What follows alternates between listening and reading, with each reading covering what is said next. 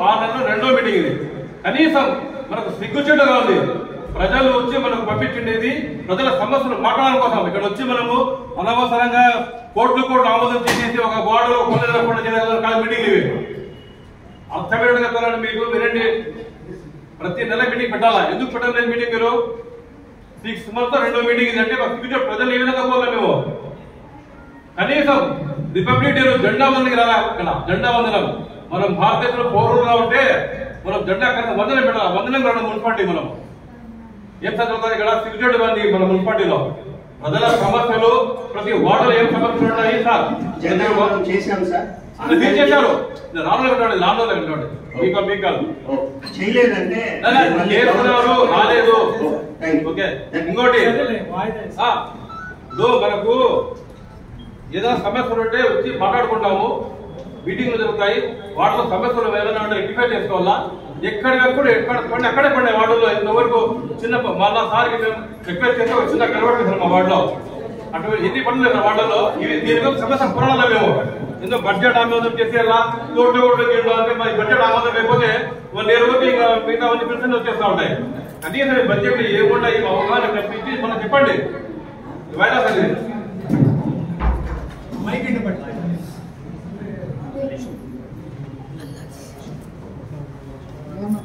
అందరికీ నమస్కారము సార్. 3 ఏళ్లలో బడ్జెట్ ప్రతి ఒక్క కౌన్సిల్ మొత్తం ఆమోదించినారు. ఈసారి ఎందుకు పెండింగ్ పెట్టుమంటున్నారు వీళ్ళు? నాకు అర్థం కావడం లేదు. 3 ఏళ్ళు పెట్టారు. 3 ఏళ్ళు బడ్జెట్ ఆమోదించినా మేము ఇప్పుడు ఎందుకు మీరు పెండింగ్ పెట్టారు?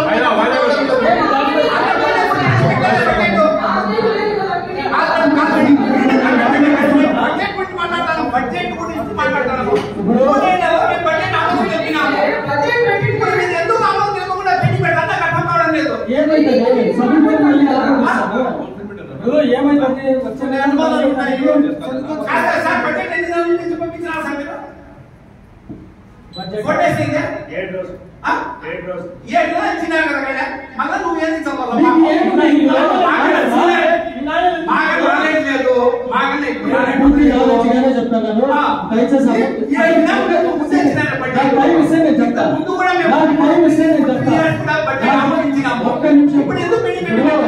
ఆమోదించకూడదనే మా ఉద్దేశం. చెప్పండి. మా హక్కులకు భంగం కలిగినప్పుడు కానీ ప్రతి సమావేశం ఇప్పుడు నాతో పాటుగా 2020 సంవత్సరం నుంచి ఇప్పటి వరకు కౌన్సిల్ మీరు కూడా ఉన్నారా? ఎప్పుడైనా ఇక్కడ జరిగింది 4 నెలలు సమావేశం ఒక్క సెకండ్ దానికి నిరసనగా వాయిదా మాత్రమే వేస్తున్నాం. మీరు తిరస్కరించాలి. తిరస్కరిస్తే మేము వాయిదా వేస్తే మళ్ళీ వారంలో పెడతారు. అప్పుడు చర్చించండి.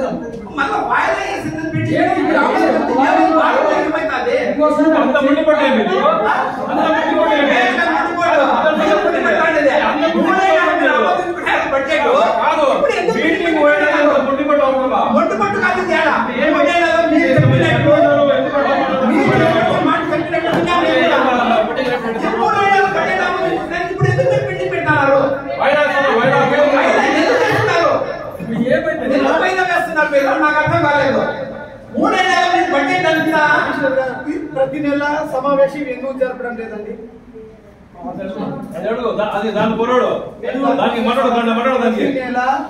సమావేశం ఎందుకు జరపడం? ప్లీజ్ మీరు తీర్మానం వాయిదా లేదు.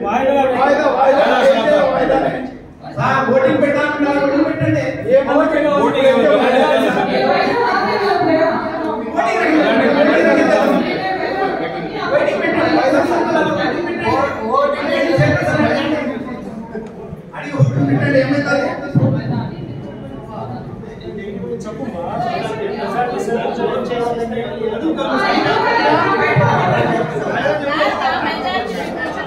మెజారిటీ సభ్యులు చెప్పిన తర్వాత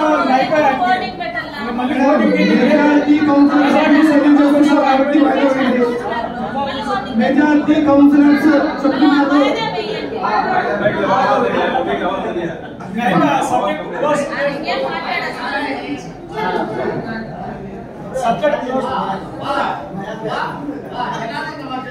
ప్రతి నెల మీరు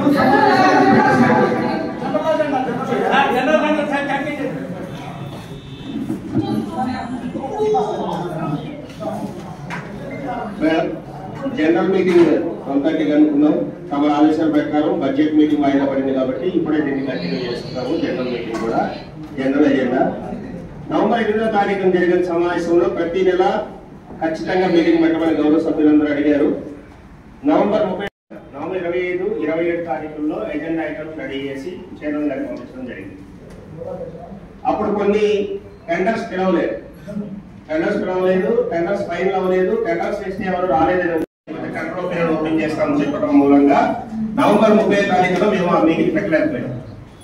డిసెంబర్ 7వ తారీఖు నుంచి మేము బడ్జెట్ కోసం అన్ని సన్నద్ధాలు చేసుకొని అన్ని డిపార్ట్మెంట్ తీసుకొని డిసెంబర్ 7వ తారీఖు నుంచి మీటింగ్ పెట్టడానికి ట్రై చేశాము. డిసెంబర్ లో కూడా పంపించాము గౌరవ చైర్పర్సన్ గారికి. డిసెంబర్ 11వ తారీఖు పంపించాము. డిసెంబర్ 17వ తారీఖు కూడా 2 ఎజెండాలు పంపించాము. మేడం గారు లేరు అనే కారణంతో ఒకసారి మంత్ ఎండ్కి పెడదామనే కారణంతో ఒకసారి డిసెంబర్ లో పెట్టలేకపోయాము. మేము ప్రతిసారి ఎజెండా ఐటమ్స్ రెడీ చేస్తున్నాము. బడ్జెట్ మీటింగ్ యాక్చువల్ గా డిసెంబర్ 30కి క్లోజ్ చేయాలనే ఉద్దేశంతో మేము మా వైపు లోపం లేకుండా అన్ని ప్రయత్నాలు చేశాము.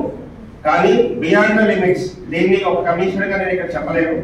బియాండ్ ద లిమిట్స్ కొన్ని కారణాల వల్ల అది నెక్స్ట్ వాయిదాకి నెక్స్ట్ మళ్ళీ పంపించమని చైర్పర్సన్ గారు కోరడం మూలంగా మేము జనవరిలో మళ్ళీ జనవరి 7వ తారీఖు పెట్టడానికి ప్రయత్నం చేశాం. అప్పుడు గౌరవ శాసనసభ్యులు గారిని అడిగినట్లయితే ఆయన అందుబాటులో ఉన్నారు కాబట్టి సంక్రాంతి పండుగ కావాలి పెట్టుకోమన్నారు. అది ఈ రోజుకి వచ్చింది.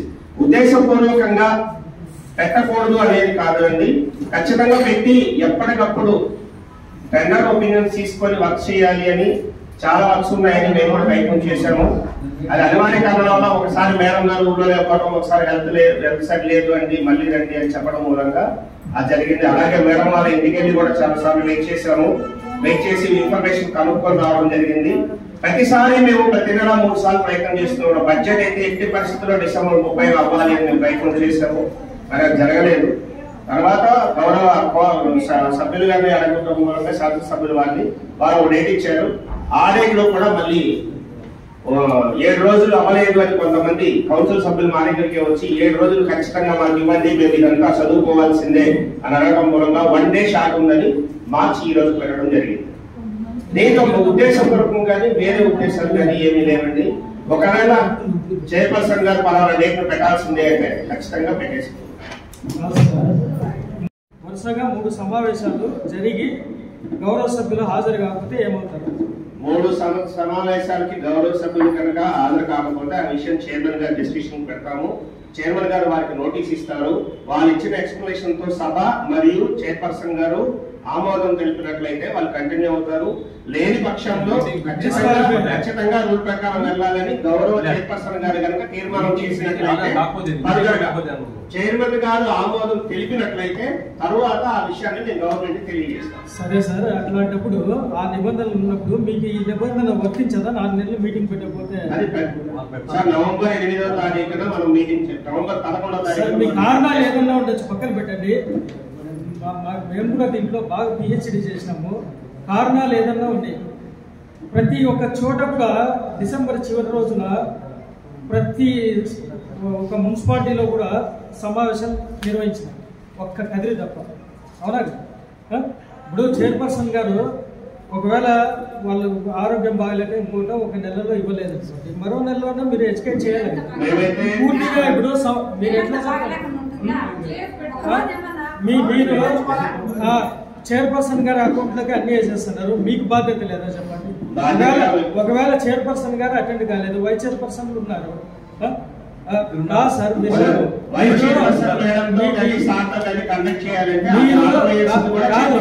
మీరు ఏంటంటే ఉద్దేశపూర్వకంగానే పెట్టలేదనేది మా వాదన. మీరు పెట్టకుండా ఎన్ని రోజుల్లో ఎస్కేప్ అవుతారో కాండి, ఏం పర్వాలేదు. ఈ రోజు కూడా బడ్జెట్ మేము ఇచ్చినట్టయితే మళ్ళీ మేము మీకు కనీసం దృష్టిలో కూడా రాము. కాబట్టి అధ్యక్ష రాబోయే రోజుల్లో ఇలా ప్రతి నెల ఖచ్చితంగా సమావేశం నిర్వహించండి అధ్యక్ష. దయచేసి ఇది మా అందరి విన్నపం, గౌరవ సభ్యులు విన్నపం. ప్రజల చేత ఎన్నుకోబడ్డాం కాబట్టి మేము మా కర్మ కొద్దీ తప్పదు. వచ్చే సంవత్సరం ఇంకో బడ్జెట్ కూడా మేమే పాస్ చేయాలి.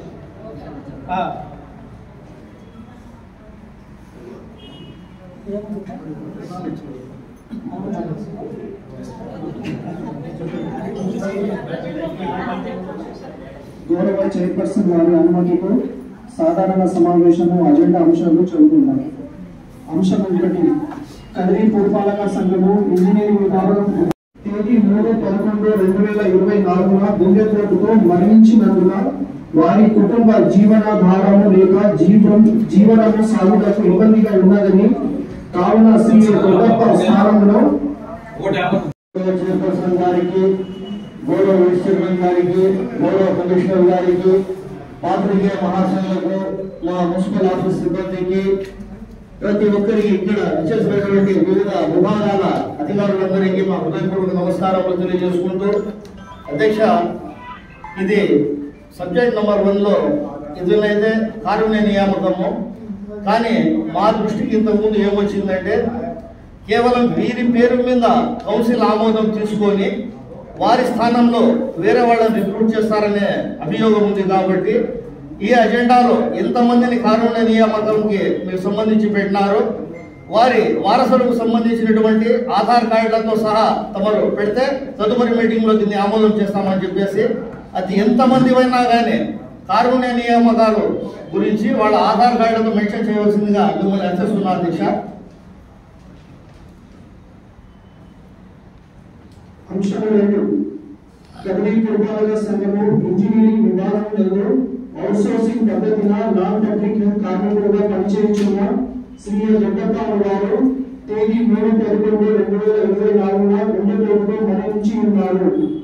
ఆంధ్రప్రదేశ్ రాష్ట్ర ఉత్తరాలు GOMS సేమ్ సబ్జెక్ట్ సేమ్ కాబట్టి వారి వారసుల గురించి కారుణ్య నియామకం గురించి అది ఎన్ని అంశాలైనా కూడా వారికి సంబంధించినటువంటి ఆధార్ కార్డులు మరియు వాళ్ళ రిలేషన్షిప్ దాని మీద మీరు పొందుపరిచిన తర్వాతనే దాన్ని ఆమోదం చేస్తామని చెప్పేసి తెలియజేస్తున్నాం అధ్యక్ష. అది సబ్జెక్ట్ ఎన్ని ఉన్నా కావచ్చు, వారసుడు కారుణ్య నియామకానికి సంబంధించినటువంటి ఎవరున్నా కానీ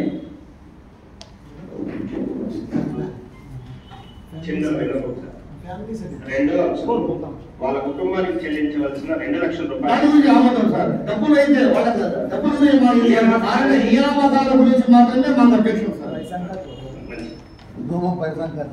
అంశం 3 కదిరి పురపాలక సార్ దీంట్లో మన మున్సిపాలిటీ ప్రిమిసెస్ లో క్రోటన్స్ పెట్టాలని చెప్పేసి ఎస్టిమేషన్ పెట్టినారు అధ్యక్ష. ఇది మా ఈ కౌన్సిల్ నియామకం జరిగినటువంటి మొదటి సంవత్సరంలో గౌరవ కమిషనర్ గారు ప్రమీలమ్మ గారి హయాంలో ఇదే క్రోటన్స్ కు సంబంధించి మున్సిపాలిటీలో క్రోటన్స్ పెట్టేదానికి 2 విడతలుగా 4 లక్షలు ఒకసారి, 5 లక్షలు ఒకసారి, దాదాపు 9 లక్షల రూపాయలు అధికారులు మరియు పాలకులు కుమ్మక్కై 9 లక్షల రూపాయల ప్రజల ధనాన్ని దుర్యోగం చేస్తారు.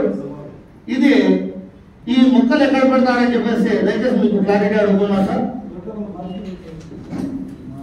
గడిచిన మీటింగ్ లో చైర్పర్సన్ గారి ఉత్తర్వుల మేరకు దీన్ని రెడీ చేసామండి.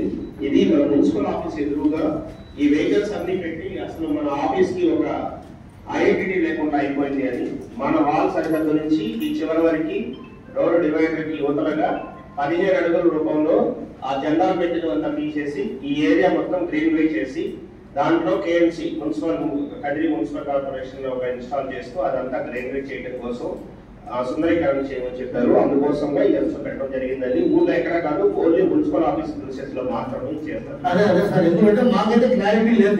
అంటే కంపౌండ్ మన కంపౌండ్ లోపల ఉంటాయా, కంపౌండ్ బయట పెడతారా? రోడ్ నుంచి కంపౌండ్ బయట సార్, మన గేట్ నుంచి బయట. అదే కంపౌండ్ బయట అని మీరు చెప్పినారు. దాని తర్వాత కూడా సార్ మళ్ళీ 3వ అంశంలో మాట్లాడతాను. అది బయట అయితే మన ఆఫీస్ కు సుందరీకరణ గురించి మాకు అబ్జెక్షన్ లేదు. కానీ ఇంతకుముందు 9 లక్షల రూపాయలు దాదాపు 2 విడతల వారీగా 9 లక్షల స్కామ్ జరిగింది. కాబట్టి ఇది ప్రజల సొమ్ము, ప్రతి ఒక్క పైసాకు బాధ్యత మనం వహించాలి. కాబట్టి ఆ స్కామ్ జరిగింది కాబట్టి దీన్ని కూడా తమ దృష్టికి తీసుకొని వస్తున్నా అధ్యక్ష. Thank you. అంశం 4